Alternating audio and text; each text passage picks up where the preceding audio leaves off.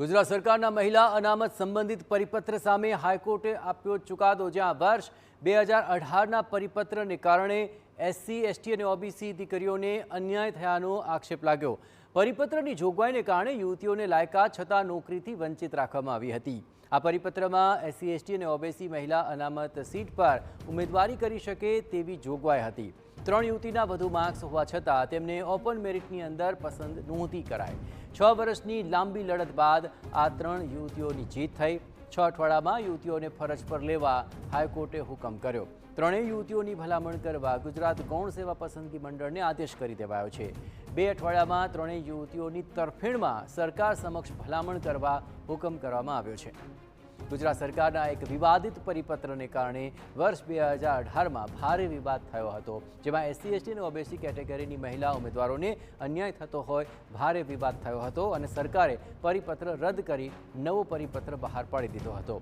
પણ આ વિવાદિત પરિપત્રને કારણે જે તે સમયે નોકરીથી વંચિત રહેલી 3 યુવતીઓને આખરે 6 વર્ષ બાદ નોકરી પર લેવા માટે હાઈકોર્ટે હુકમ કર્યો છે।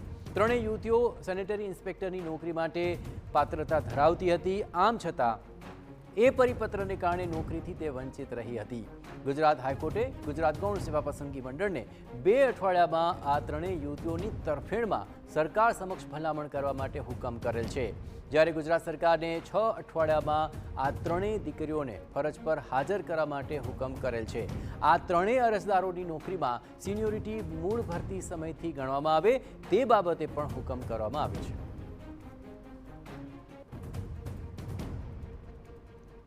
જે છે અંકિતાબેન અમૃતભાઈ પરમાર કે જેમને 86 માર્ક હતા 85.54, રમીલાબેન કાંતિભાઈ વાઘેલા જેમને 85 માર્ક હતા, સુધાબેન હિતેનભાઈ વરણ કે જેમને 83 માર્ક હતા। આમ છતાં એમને પસંદ કરવામાં ન આવેલ અને જેમની પાસે ઓછા માર્ક્સ હતા 76 માર્ક્સ છે, 77 માર્ક છે, એ બધા લોકોને પસંદ કરવામાં આવે। તો 3 બહેનોની પિટિશન નામદાર ગુજરાત હાઈકોર્ટમાં આજે દાખલ કરી અને આજે એમની સુનાવણી થઈ। 6 વર્ષના અંતે નામદાર ગુજરાત હાઈકોર્ટે આ 3 દીકરીઓને છે એમના તરફેણમાં ચુકાદો આપ્યો છે, એમને ન્યાય આપ્યો છે।